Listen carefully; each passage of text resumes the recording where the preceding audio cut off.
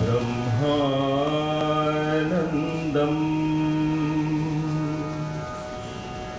परमसुखदं केवलं ज्ञानमूर्तिं द्वन्द्वातीतं गगनसदृशं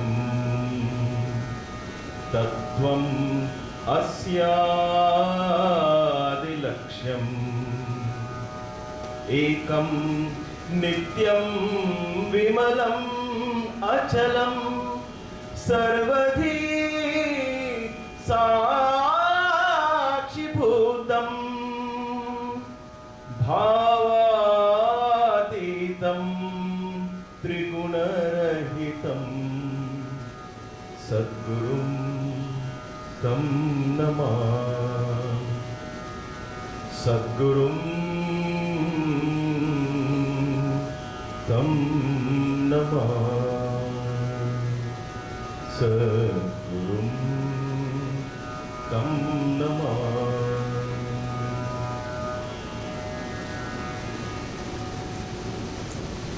My most humble and prayerful and grateful pranam to the divine feet of our beloved Lord, Bhagavan Sri Satya Sai Baba. Dear brothers, dear sisters of the Sai family, this wonderful Sai Center, Port of Spain, Sai Ram. The sloka I just sang were just words describing the attributes of a Sadguru. Brahmanandam, the one who is eternally established in the Ananda of Brahma. Paramasukadam, always in a state of bliss. Kevalam, established in the consciousness of the Absolute. Jnanamurtim, the embodiment of wisdom. Brahmanandam, Paramasukadam, Kevalam, Jnanamurtim. Dvandva Atitam, the one who has transcended duality. Gagana Sadrisham, one whose vision is vast and as expansive and as infinite as the sky itself. Ekam, one who is focused. Nityam, constantly. Vimalam, pure. Achalam, unshakable. Sarvadi Sakshibhutam, who is an eternal witness of everything that takes place. Bhava Aditam, one who has transcended all the three gunas. Triguna Rahitam, one who is devoid of all the three gunas. Sadgurum Tam Namami. To that Sadguru I bow down. It took me many years to understand that this beautiful form of Bhagavan Sri Satya Sai Baba radiated every single quality that was described by Adi Shankara 2000 years ago. He said if a Sadguru is, then he should be this. And to such a Sadguru we should bow our heads to. And this, you cannot get a better Sadguru than our beloved Bhagavan.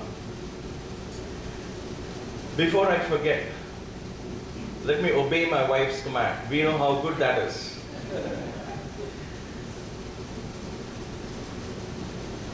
For those of you who were not there yesterday, I was describing as to how in my very first encounter with Swami, I was praying for little blocks of faith. Is it okay if I stand here on this? That's fine. Oh, stand on. I was praying for little signs, something that I can hold on to and build my faith.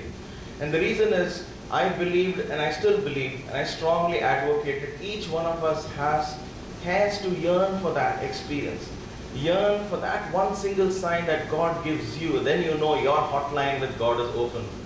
So though we listen to other stories and we love it, we have to go home and cry and yearn and pray to Swami, you and I need that connection. And He gives it to us. So when he asked me, what do you want? And I had thought about my sister, because she had not had a child for having married for 11 years, and they had tried all medical, whatever they could at that time. This was in the 70s, and they tried everything. They tried to go to the astrologer, they went to different babas and did so many pujas of all kinds, and nothing worked.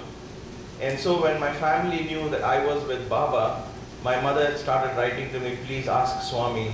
And therefore when Swami asked me, Kya mangta hai, I just opened my mouth to say my sister. That is all I said. Swami, my sister. And he jumped at it. Your sister.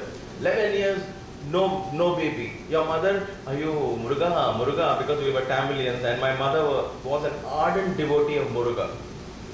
And in Tamil, the first thing they say, because your Muruga is Shiva's son, is Lord Subramanya. We sing the Subramanya bhajans. But in Tamil, he's called Muruga.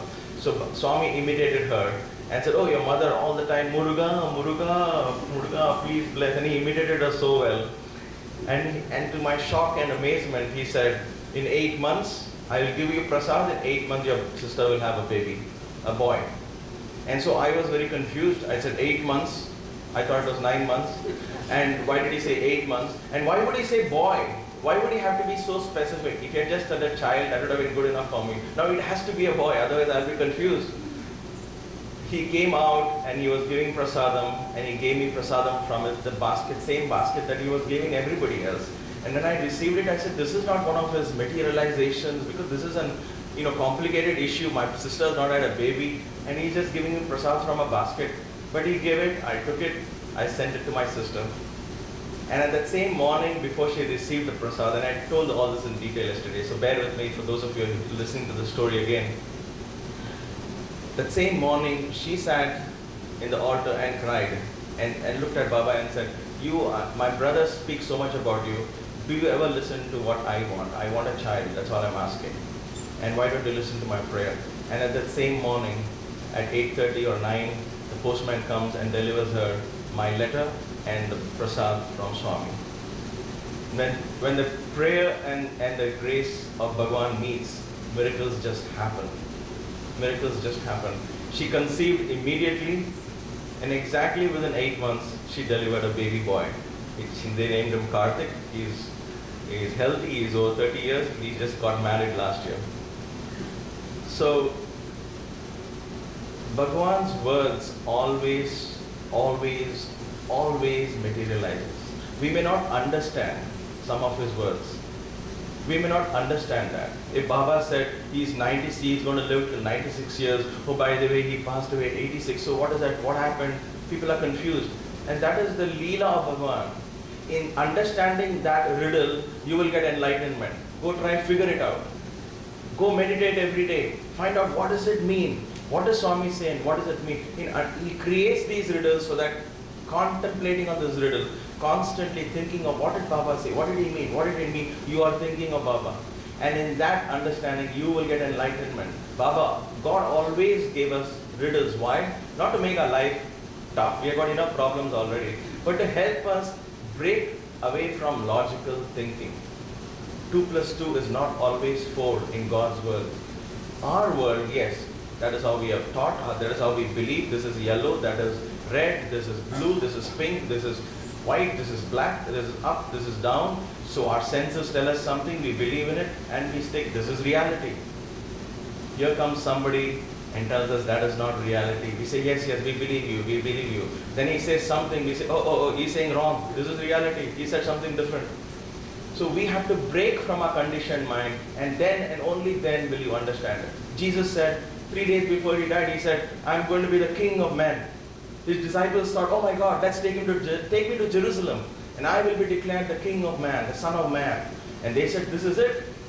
We left our families, we left everything, we are running behind Jesus, and now he's going to declare himself, maybe he'll do some great miracle, and then we'll all be all like, hey, I knew this guy. And so they were all very happy. They went with Jesus. They took him on the donkey. The Hallelujah song, and they took him to the streets of Jerusalem. But what happened? To their bewilderment, to their astonishment, to their disbelief, in front of their very eyes, he was crucified mercilessly. So imagine the state of their mind. But look at what Christianity is 2,000 years after the life of Christ. God's actions, God's words may not make sense at this point. But in trying to understand that, we raise ourselves. And one day it will make sense. to each one of us in our own way. What sense it makes to me may not make sense to you at all. Because these are masters who speak from a world beyond the senses. Gagana Sadrasam, whose vision is vast, as infinite as the space, as the sky. How infinite is this? His vision is like that. He's completely established in the oneness, in the absolute consciousness. So for one who is like that, if he's speaking something, how can it be so simple for us to understand?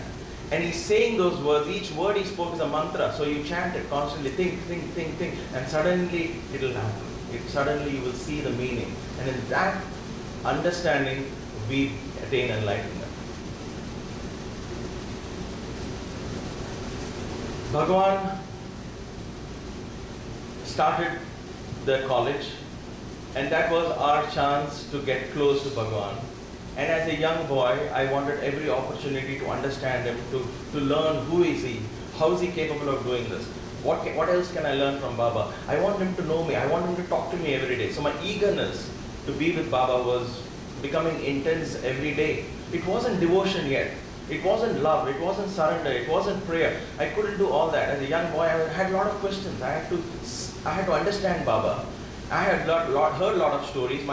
Some of my colleagues who joined, their parents were devotees, and they had so many stories of everything from healing to raising people from the dead to appearing in different places to vibhuti manifestations to everything. And I enjoyed listening to the stories. But I wanted that connection. I said, it has to make sense to me, Baba. If you're capable of it, then open my heart. I too want that divine experience, but I want to understand it more. So it was a yearning. It was a yearning. And God was fortunate to give me an opportunity. And it always comes indirectly. So you have to grab. When you ask for something, God will give you an opening. So you have to look out. When you ask for something, remember He gives it to you. You've got to look out. And sometimes it might be right next to you and you might miss it. There's a story of this person who was drowning. And probably you all heard it. A person was drowning, he says, God has to come and save me. I'm a devotee of God. Only God has to save me. And so the police people come in the boat and say, please get on. He says, no, only God has to save me. And then the helicopter comes and they throw the rope in. And they say, please get on. You're going down the stream, you're going to go down the waterfall very soon. Please get up. He says, no, only God has to save me. My faith is intense. Guess what? 5 minutes later, he crashed down the waterfall and died. He wakes up and goes to heaven and stands in the presence of the Lord, and he says, why? Lord says, what happened? He says, why? I told you, I believed in you, I prayed to you, I refused every other help, I was looking for you to help me. What happened? And the Lord said, why? I came to you in the form of the policeman. You said, no. I took a helicopter and came, I dropped the rope for you to climb up. You said, no. Then I thought maybe you want to come to me. So God sends us. But we expect it in our limited fashion, and that is why we create this distance. So God sent me this message in the way that there was this hostel being built. When the college started, we lived in the ashram, right opposite to Bhagavan's mandir. There were dorms, and so we would live there. And in the night, we would grab our little blankets and pillows and run to the sands. And each one would lie down in his favorite spots.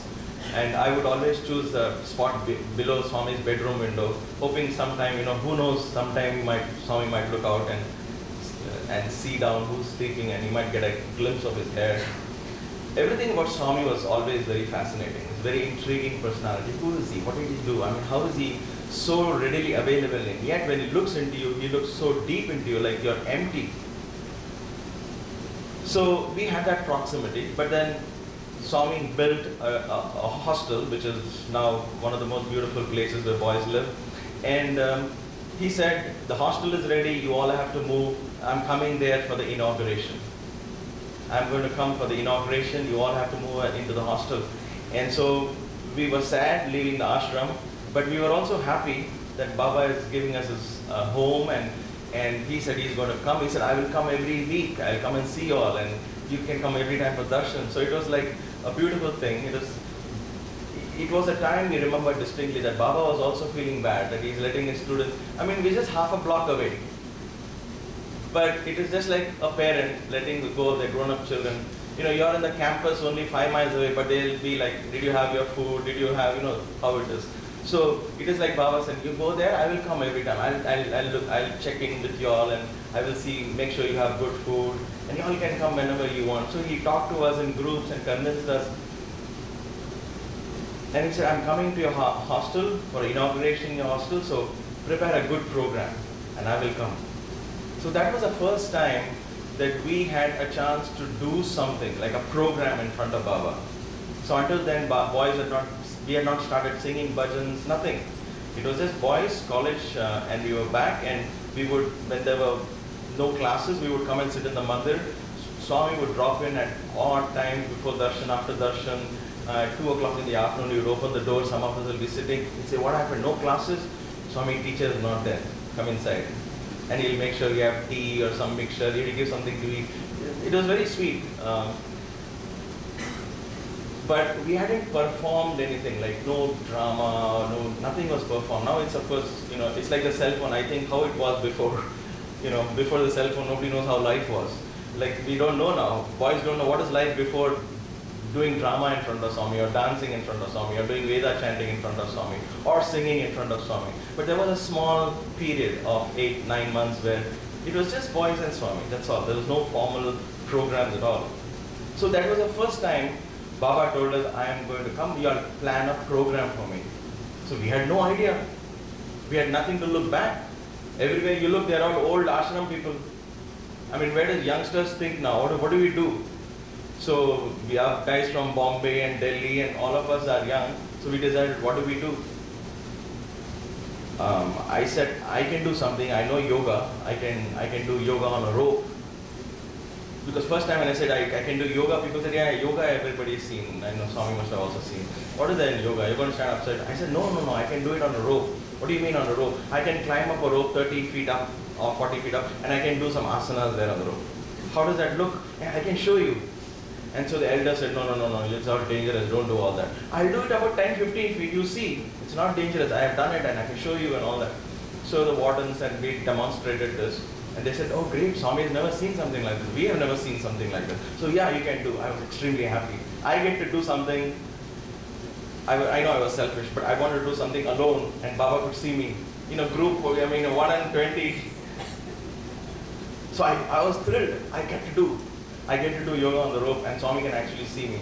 So I got my little team and we planned to do it from the terrace. It's about this height, the building. So you hang poles and a rope came and I practiced going all the way up, 30 feet up from the ground and do it, and I knew Swami would see, and Swami was very gracious. Of course, that program went on so well. Swami was so happy.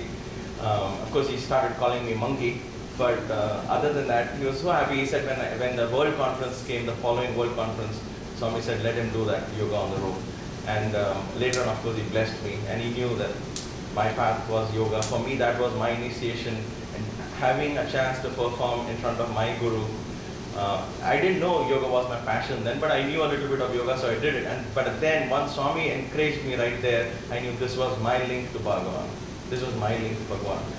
I know brothers came, like Kumar and others came. Their link was music. They came, sang. Baba said, yes, sing. And therefore, their link was music. My link was yoga. It still is very powerful yoga. Vednarayan, Brother Vednarayan, you all know these people, that's why I mentioned these names. He comes, his name is Vednarayan. You better know Vedas, right? So he comes, he knows, he speaks Sanskrit like I'm talking, non-stop English. He can speak Sanskrit. I think he dreams also in Sanskrit. So he thinks in Sanskrit. So Sanskrit is like in his blood. Vednarayan, sitting in front of that, Swami encourages him into Veda. So for him, that was Veda was his. So each one developed his own connection with Bhagavan. So that was my path. But in that program, there was one more thing that happened. Then they said, we'll do Bhangra dance. I said, yeah, I can also do dance. So I got into, there were only 50 or 60 boys then, I think. And so, how many can 60 boys do the programs? They have to go around in circles. Yeah, all of them do Bhangra, then they come around, change clothes, come and do something else. So we wanted to do as much as we could. That was one of the first times boys actually got together and did a Bhangra dance in front of Swami. What else could we do? This is why, it's a very subtle message. Why I'm sharing this, the message behind it is, whatever you do, in the Vedas, in the Upanishads, it says, Patram, Pushpam, Phalam, Toyam. What does that mean? Patram, it's a leaf, any leaf, you offer it to God, He'll accept. Any flower, Pushpam, any flower you offer it to God, He will accept. Any piece of root, anything you want, whatever comes to your mind, you want to offer God, you offer, He will accept it. So here is a bunch of boys. We didn't know Veda chanting. We didn't know anything. What would you know? Hey, we can do dance. What dance? Kathakali, Bharatanatyam? No. We know Bhangra. And what is Bhangra? Just shouting and shaking your shoulders and jumping in beat. I mean, I know it's a lot more than that. I know. I don't want to disappoint people because I know it's not so easy as I sound. But then that is the best way to go. And so that was another obstacle. When the devotees in the ashram, they said, you are going to dance and shout in front of, wear lungis? Lungi in ashram? Have you ever been allowed to wear lungis in the ashram?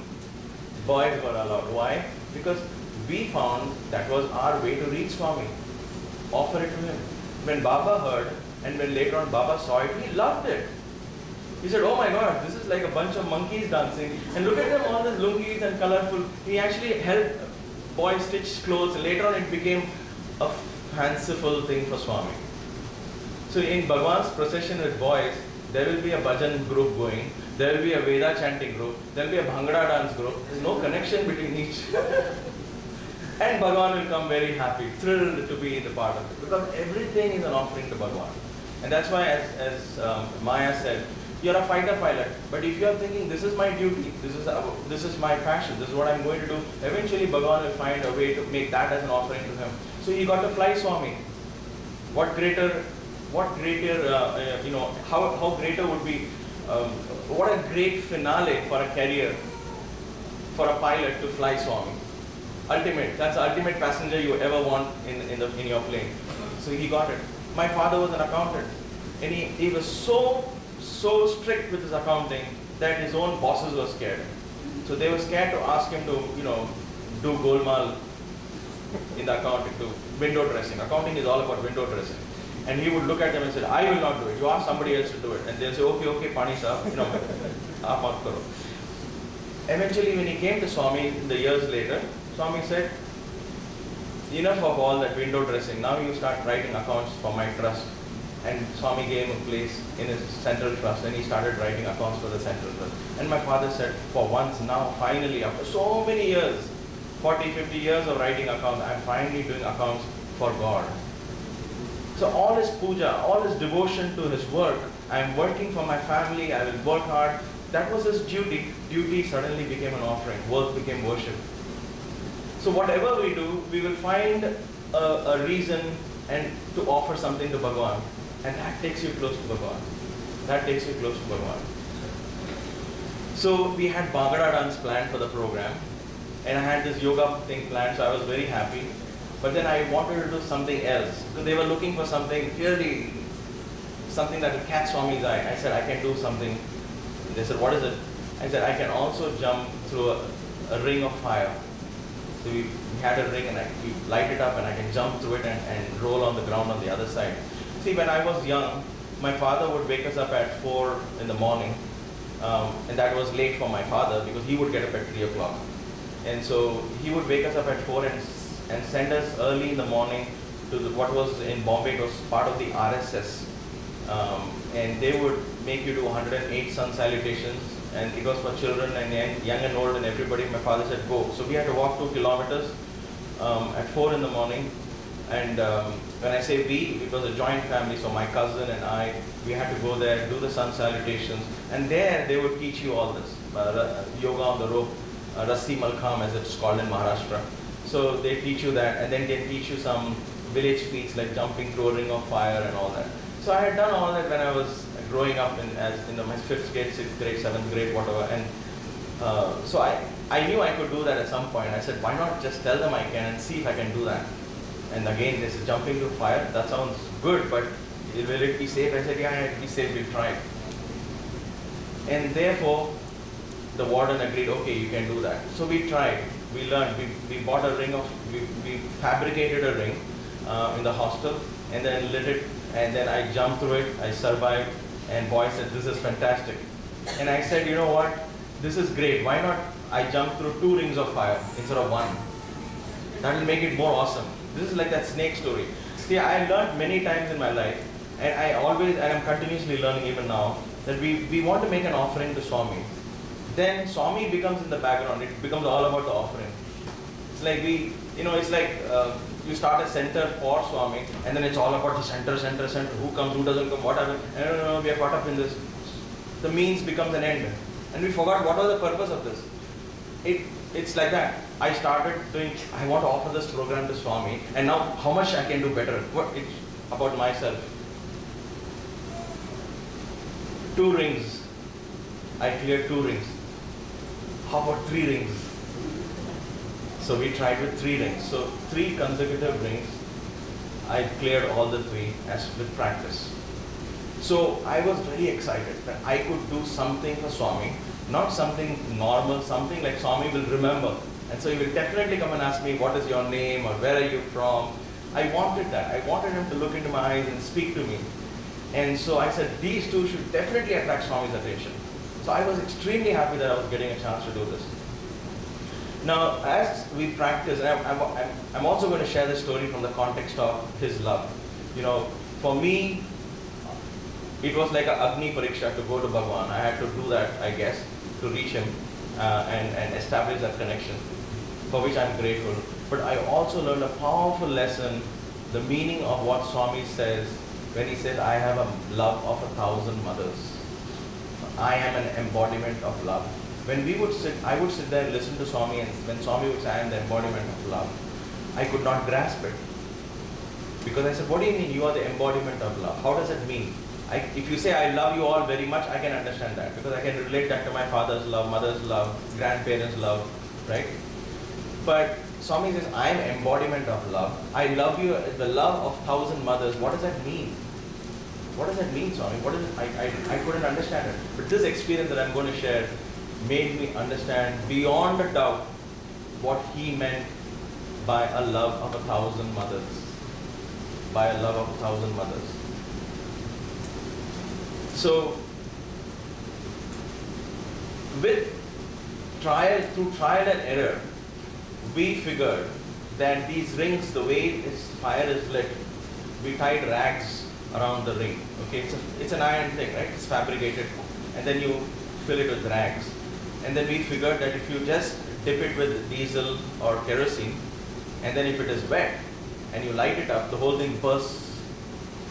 And then there is only smoke, you can hardly see the rings. So we said we have to put the diesel, soak these rags in diesel, let them dry completely, so they're not soaking wet. And then you tie them around and leave them. So then when you light up, you see a thin a line of fire around, a ring of fire, if you will. And it's clear. For me, it's clear. For the boys who are holding the ring, it doesn't get too hot for the hands. And so we figured it through trial and error. We made a mistake, we went back and forth, and we finally figured that this is the safest way, because the first 2 boys who are going to come and hold the ring are going to wait for long, because I jumped through 1 ring. And then the next ring comes, 2 more boys come, then I jump through 2 rings, then the 3rd ring comes, then we jump through 3 rings. So the first 2 boys had to hold it for a longer time. So we figured this way, everything is fine, we practiced. And the day came, the afternoon came, we were all excited, we were all getting ready. Those days we didn't have track pants and t-shirts because we were coming out of mandir. We only wore white pant, white shirt. The sports time and all that came much later. So the first time we were doing something, I said, oh my gosh, what do I wear? I had jeans, so I wore jeans. And then I didn't know what to wear. I wanted something tight fitting because I couldn't wear a shirt. So one boy said, hey brother Sunder, I have polo neck shirt. I said, yeah, give me. And I wore it. Little did I realize that was pure polyester. I didn't think, nobody told me, everybody was busy. I got a tight shirt. I said, this is good. It will easily help me clear this. So I was ready with my program. The program was coming, Swami was about to come. Then the warden came and told me and my group of boys with the fire. I said, all the other programs are okay, but the fire thing, I am not sure if Baba will like it.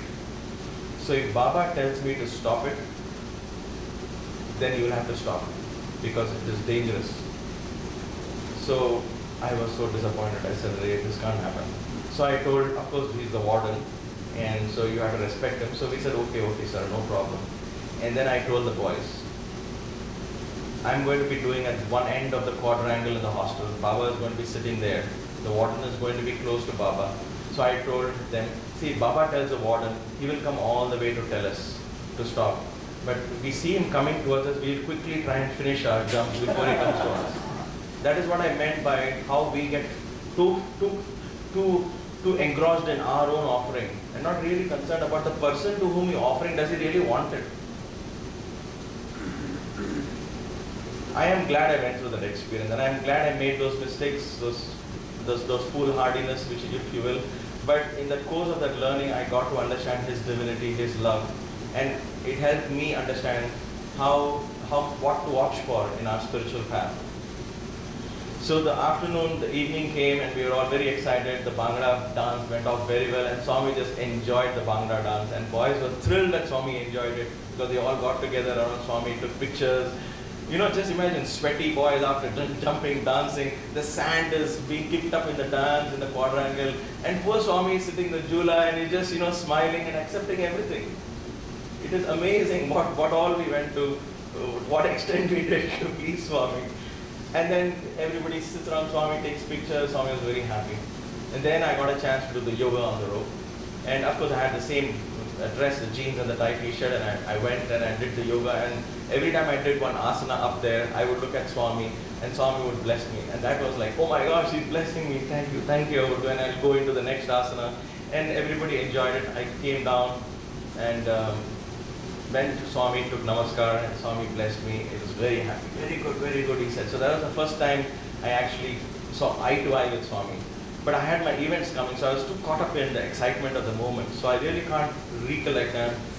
And I'm trying to meditate to get back to that first encounter when he said, very good, and he gave me namaskar. But then I went back, and now some other program took place, because we wanted it to get a little darker before the fire thing comes up. So the time came, and we were about to start our program. It's next on the line. It's about 5-7 minutes later. We're going to start our program. One boy comes to me and tells me, Brother Sunder, you have to thank me later, okay? Don't forget. I said, I can thank you now. Tell me, what is it for? He said, you guys forgot to put diesel in that ring of fire. It was all completely dry, so I just poured enough diesel. I said, what did you do? He said, no, it was, see, because we had hid it behind the bushes to make sure nobody touches all that, and we had kept a can of kerosene just because, who knows, we had needed. So it was there, and the rings were hidden under the bushes, so we could just take it and go run and do the performance. So apparently this overzealous boy, poor thing, he wanted to help. He thought, oh, Sunder brother, he's coming. So he poured it and then came and told me, it is all ready. I said, oh God. Then I went and told these boys, they said, yeah, we saw it, it's wet. I said, okay, what do we do? They said, don't worry, Sunder, we'll cover our hands with some cloth. You just do it, don't worry. We'll do it. Swami is there, we'll do it. And so the first two boys go running, and they light this thing, and suddenly, poof, it just bursts into flame. There's so much smoke, and everybody went, oh. Because in the hostel quadrangle is all around its hostel, and where we are sitting, assume this is just pure sand. So there are devotees sitting all over like this. I'm performing here, and Baba is sitting on the jula here and watching it. So it was pretty close to the devotees also. It was not very safe, but it was well contained in that sense. So it went up in smoke. I ran and I jumped through the first ring. And then, by then the smoke was going very high and the flames were going very high. The other two boys came, they touched this ring, and this went poof. And again the whole crowd went like that. So the two rings were there. I didn't look here or there. I said, I have to do it. I went and jumped the second one. And I cleared the two rings, because I was just going blind by some kind of a gauge, because I couldn't see anything. I just went and cleared the two rings.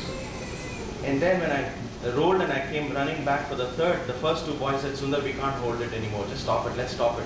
I said, come on, man. One more ring. I looked back. I saw the warden walking towards to tell me. He was walking fast. I said, I have to finish it before the warden reaches, because I knew that this is not a good sign. Because he's next to Baba. Why would he leave Baba's side? And he told me, when Baba tells, I will be coming. If you see me walking, you better stop.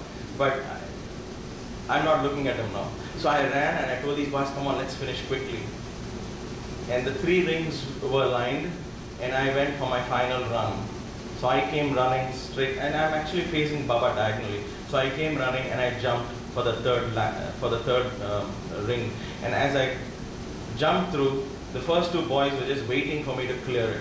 So they thought I had cleared it, and they let go. But my shoe hit the first ring. So the moment my shoe hit the ring and they let go, all the boys let go of the rings.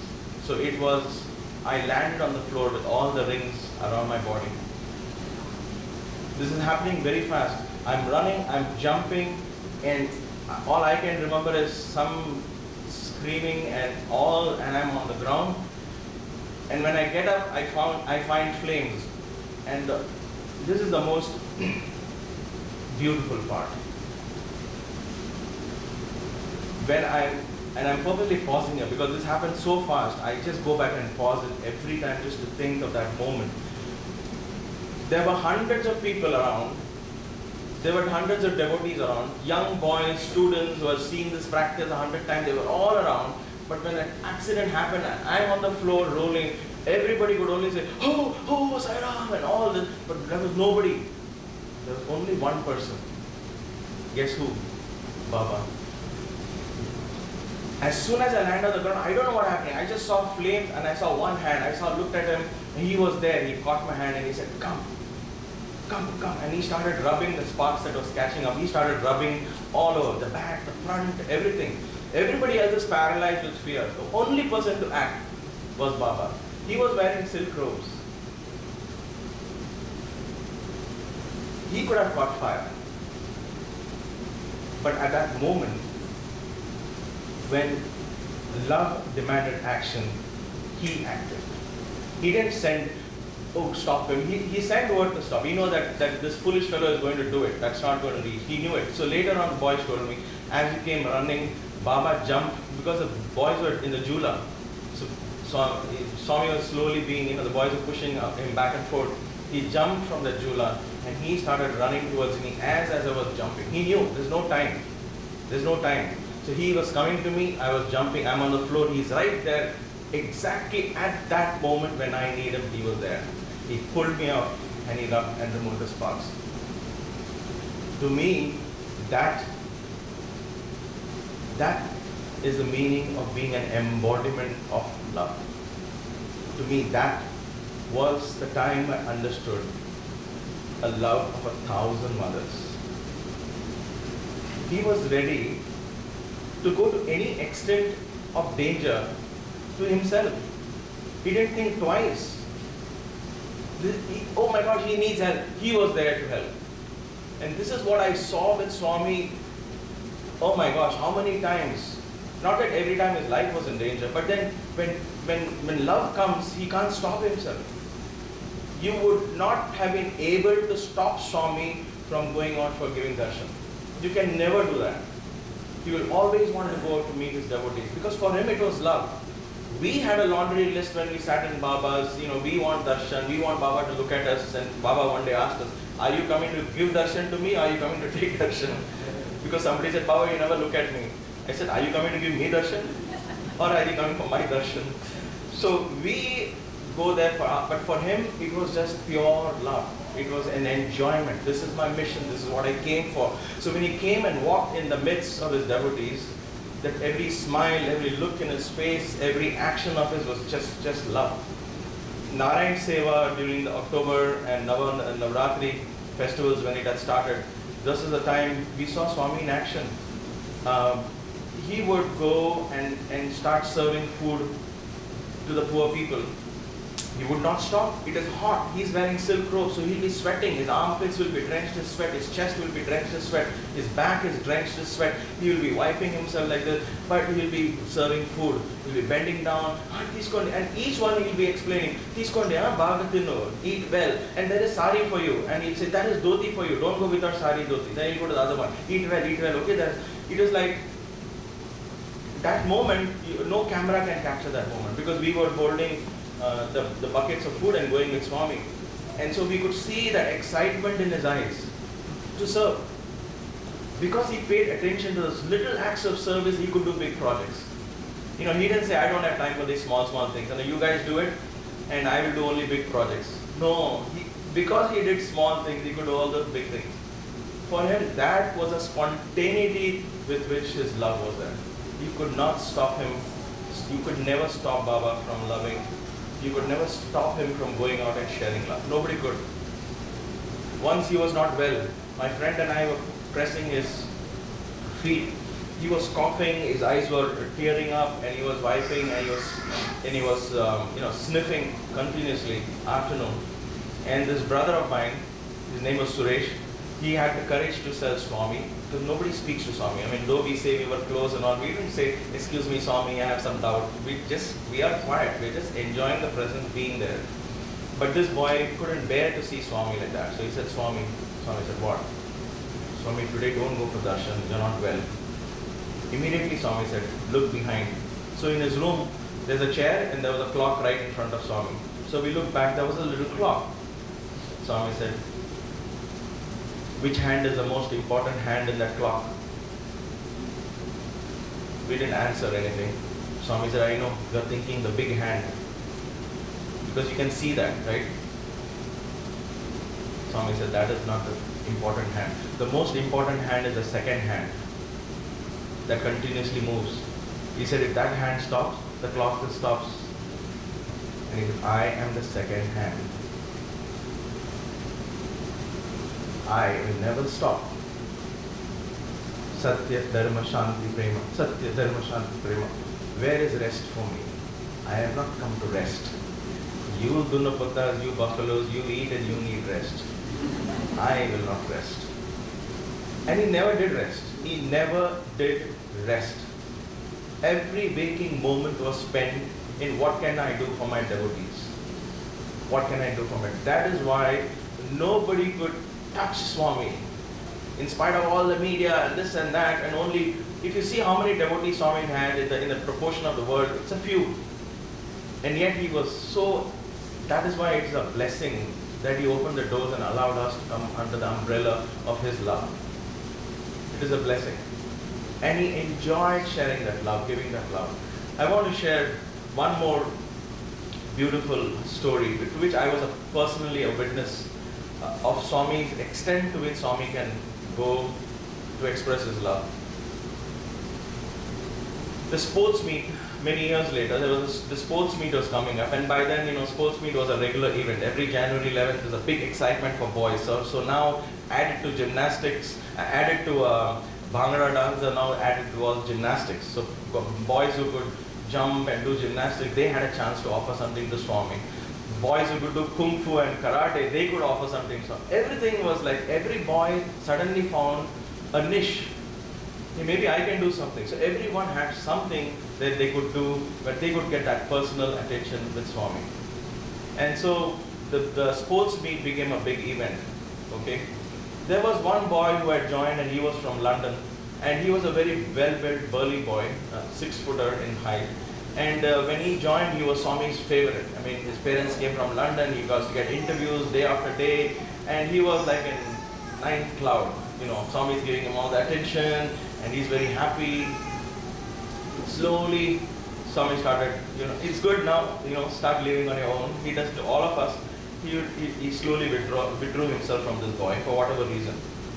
And this boy then started thinking, oh my gosh, I'm sleeping on the floor. Now he started thinking, because when Swami was talking to him, everything was nice. Now Swami's not talking to him, not looking at him. Then he felt the mosquito bites in the hostel. Then he thought, oh my God, I'm eating the same old food. So after 3 months, he started getting very, very disenchanted with the hostel life. He said, oh my God, this is too much for me. I can't take this. I had a beautiful home. I had a bed to sleep in London, from London to Puttaparthi. This is not fair. I had to wait in the bathroom, 10 other guys brushing in front of me. Oh my gosh, I don't want to do this. So then he started noticing all the negative things. And like anything else in life, there is always positive and negative. If you start focusing on negative, guess what? Even the little things will appear so big for you. So for him, every little thing became a very big negative thing, and he started getting very disenchanted. He started spreading negative, feelers to his boys around him. I'm not interested. I don't want to do this. This is waste of life, man. London is so good. This, that, whatever accent he spoke in. So this went on, and the warden got worried. So he called him and said, why don't you do something constructive? What do you know? What can you do? I said, I don't know. I was in London. I should do this and that. I had learned karate and all that. But here I'm just going for bhajan and this and what is this? I'm missing everything. The warden said, wait, hang on. What did you say? Karate? Yeah. Why did you do that? January is coming. It's about 2 months away because he joined in June. So June to October, November, he had a good chance with Swami, and then he started ignoring. So now January is coming. So he said, why don't you think of a karate program with the boys? You train them. You do something. Do it in front of Baba. Maybe then he'll pick you up once again. That sparked a hope. And so this boy practiced a lot, and he came up with a brilliant program as to how you hold bricks and you kick and you break those bricks. And these are not the thin karate bricks. These are actual bricks which are used for constructions. We boys really didn't know what we were doing. But for Swami, we'll just do it. Take a break. It's okay. We'll somehow break it. So these boys actually were breaking solid bricks. But so this boy was very happy. So he found a chance. The program was ready. A week before, he was trying something and he had a major accident. The brick which he was supposed to break, cut him very badly, and a big vein or something got cut. And he was rushed to the emergency and they treated him, and he was in deep anguish and deep pain. So of course the doctor said, you're not getting out of the bed at all. This is done for you. So no sports meet, nothing. You just go to the sick ward and lie there. You're not even going to walk. So suddenly, from the little ray of hope which was building up, crashed, and he found himself back in the sick ward, just eating and drinking, and somebody had to help him go to the bathroom, come back. And so this boy's hope was dashed. I tell you all this from this boy's point of view because he shared this with me later.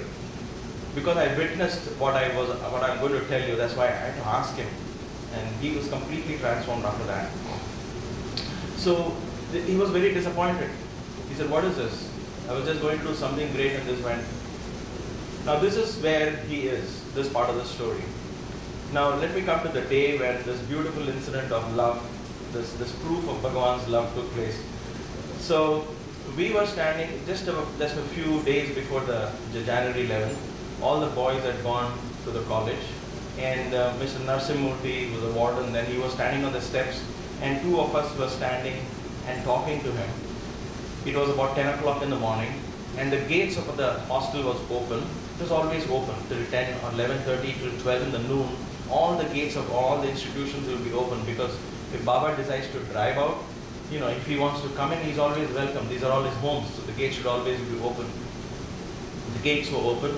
So as we were talking, suddenly the warden said, "Hey, Baba's car is coming." So we turned around and we just stood, thinking Baba's car will pass away and go to the Gokulam or go down that side, past the Gokulam. Those were the days Baba would go to the Gokulam and come. Then the airport came, then he went to the airport and came. Then the hospital came, he went to the hospital and come. See, he had this, like Brother Abhi was saying, new favorite toys he built every decade of his mission. So we thought he would just go to the Gokulam and see the cows and spend some time there and go back. But to our astonishment, the car turned inside. He came into the hostel. Very rarely does Baba come into the hostel when nobody is there. He would pay surprise visits, but then boys would be there to surprise the boys or to do something. But there's all the boys on the college. It's just 2-3 of us and some hostel workers, and we were also on our way to the college, and looked and we saw Baba's car turning. And he stopped, he opened the door, he got out, he looked at us, wasting time, just talking, he said. We were shocked. We just froze, we knew Baba was angry. Wasting, time waste.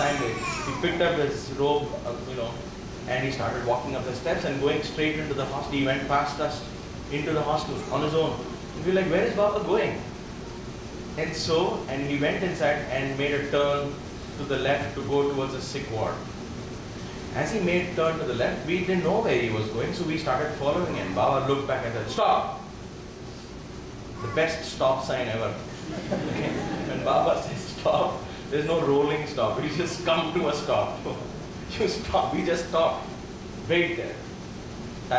lazy. He said, lazy, wait. He just did like that, wait there, so don't come after me. And he walked straight and we just stood. And we saw him go straight to the sick ward. He walked into the door. And the next scene that we saw was something I can never forget. He's coming out with this boy's hand around his shoulder, his arm around the boy's waist. This boy was in the sick ward with his leg broken, all fractured and plastered.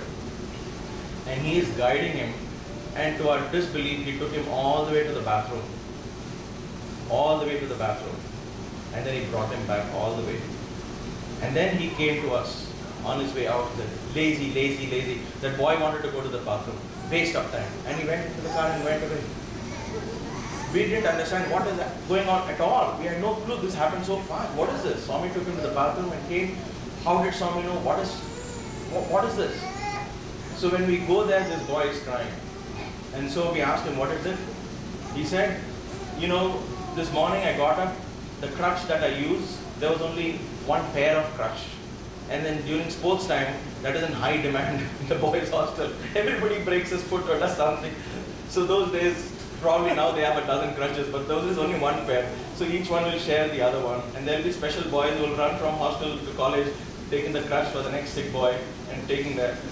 Because you cannot tell Swami we need more crutches in the hostel. Because Swami will say, why crutches? Stop all that. Don't do anything dangerous. So nobody wants to tell Swami, I want crutches. You can't go to the hostel and say, please give us crutches without telling Baba. So too much complication. So we manage with 2 crutches. So this boy gets up that morning. He wants to go to the bathroom. There are no crutches. And his pain is so much, he says, I cannot go. But I want to go so badly. At that moment, he makes up his mind. He says, this is it. I'm done. I'm going back home. This is time waste. This is ridiculous. I've given up all my comfort. Like here, I'm like, I can't even go to a bathroom. What kind of God I am praying to? What kind of God is my parents thinking? What is this? Why am I in such a miserable situation? He felt so small. The beauty of Bhagavan is, Bhagavan says there are 2 ways to burst the ego. One is he pump your ego up nicely, one day it will burst and you'll burn with God. And he gives an example of Ravana. He pumped it. Steal my wife, do whatever you want. You're the king, you're the most powerful, do, and boom, it burst. The other way, he will crush you, make you so small, make you feel so small that you'll just disappear into him. There are 2 ways. This boy felt so small that moment. That moment he said, I had everything. We are so well off. What am I doing here, lying here in this odd bed, waiting to go to one bathroom and I can't do it. There was nobody to ask for help. He said at that moment when I said, this is it, I'm going back home, the door opened and he saw Swami. So he says, I thought I got a vision. So, he said, Darshan, what is going on? So he was freaking out there. He was saying, what is going on? Baba said, bathroom jana hai, chalo. And he took him and he said, no, Baba, no. And Baba took his weight. I told you he's 6 foot well built. And Baba took his weight on himself and led him all the way and brought him back positive. Baba said, now rest, everything will be okay, and went away. But that action of love, there were no cameras to capture this. There were no gathering of devotees to watch Baba's love in action. This was Baba who did it because at that moment it demanded attention and he was there to do it. If Baba who lives in that cosmic consciousness can do that with his physical body, guess what more he can achieve in his cosmic form.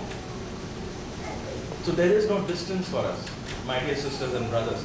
I'm sharing these stories not for you to go back home and say these boys were so close to Swami or it was okay for Baba to do that physically. But if Baba could do that physically, you and I now today are much more closer to him.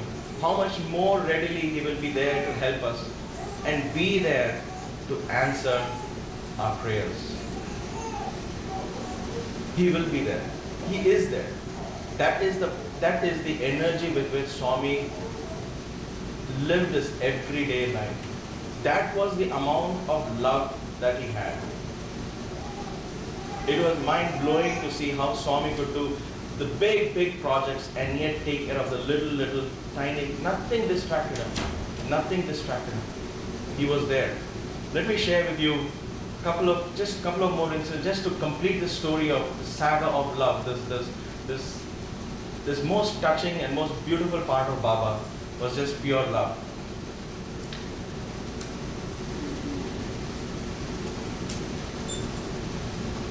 There are two small instances I want to share, both to show you how who took kind of small little things. This is who Baba was, okay? This is the Baba behind the doors.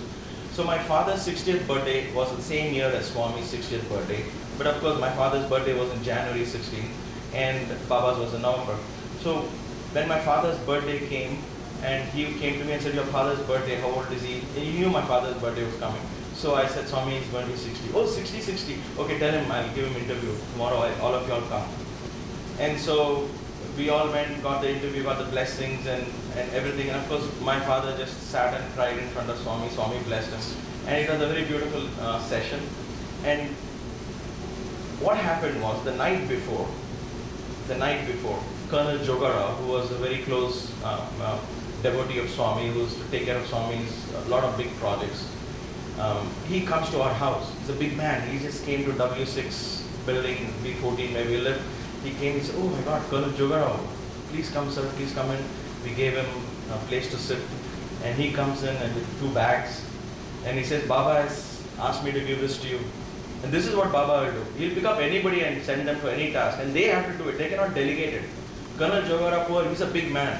For him to walk, 100 yards will take a while. Swami said, go. He must have probably told him, good exercise, go walk all the way, give it. So he came walking all the way to our home at 9 o'clock in the night. And we were very thrilled, of course, to have him in our house. And we said, please come and sit. And so he sat and he said, this is for you. And he gave my mother a bag. And this is for you. He gave my father a bag. He said, wear this and go for interview tomorrow. This is Swami has sent it. So they opened the sari and they said, oh my gosh, my mother opened, she found a sari. My father opened, he found a dhoti and angavastram, the little cloth that they put over the shoulders. And they were very thrilled. They said, please tell Swami, so thank you so much for this abundant love and all that. But the story has got a little tweak to it, and which is the ace of the story, or the climax of the story. So Colonel Jogara says, looks at my father. In that little room, my father has got some puja idols and all. He continued his puja till the very end. Okay.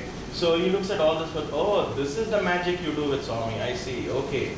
Because I was wondering what magic you are doing that Swami is so particular about you.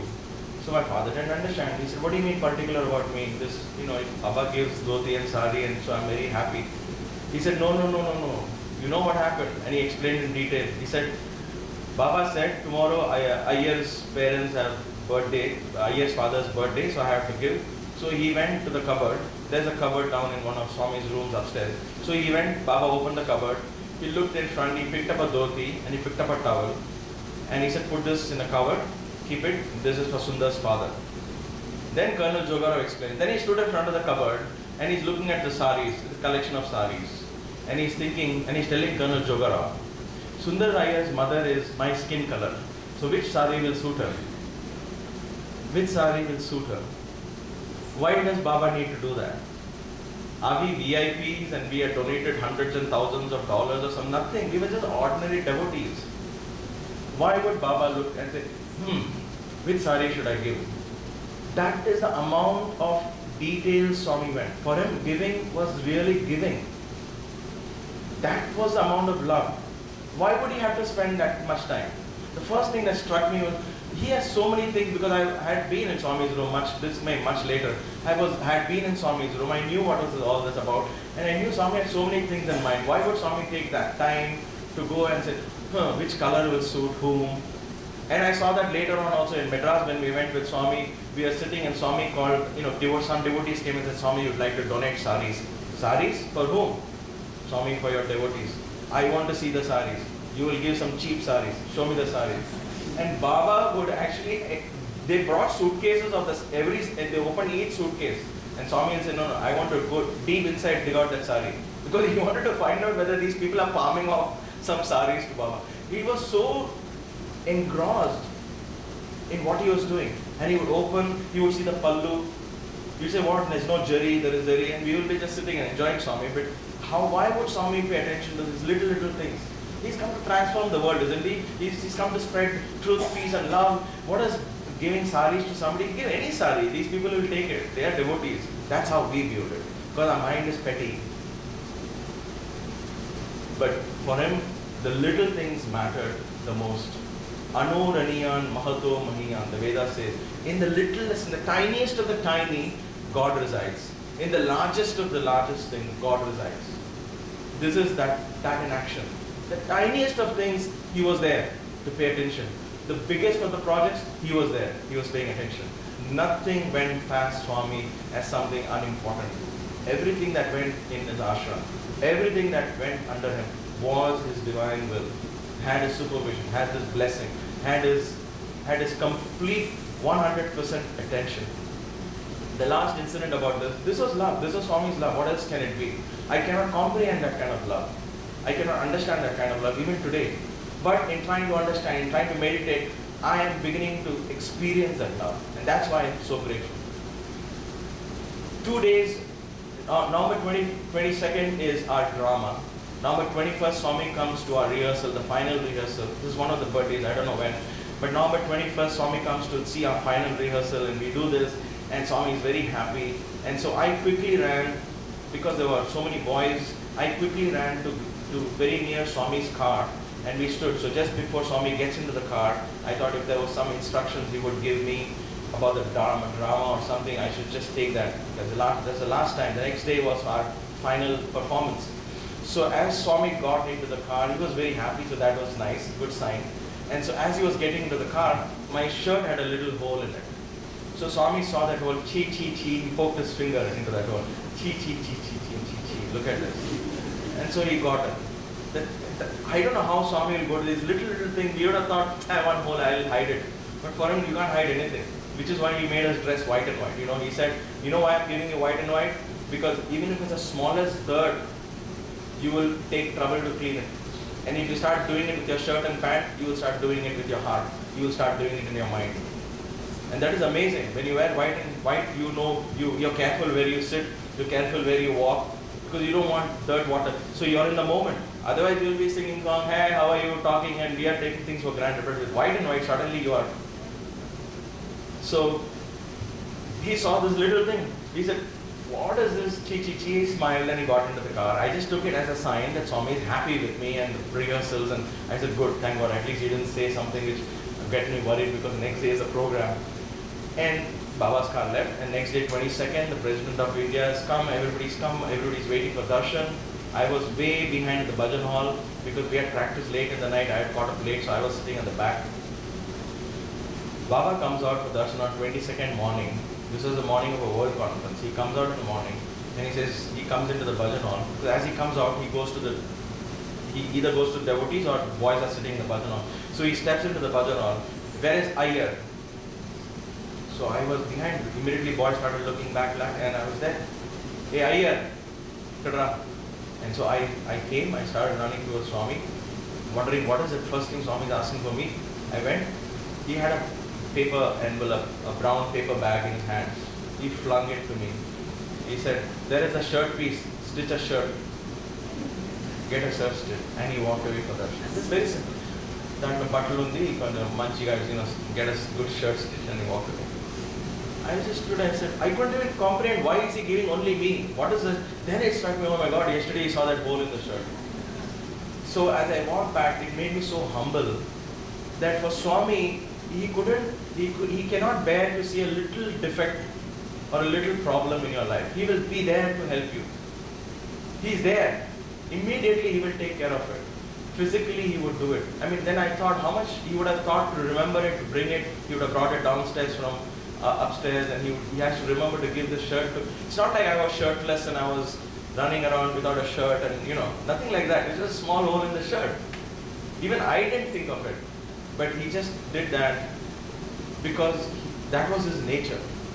That was his nature. If he knew somebody needs help, he would do it.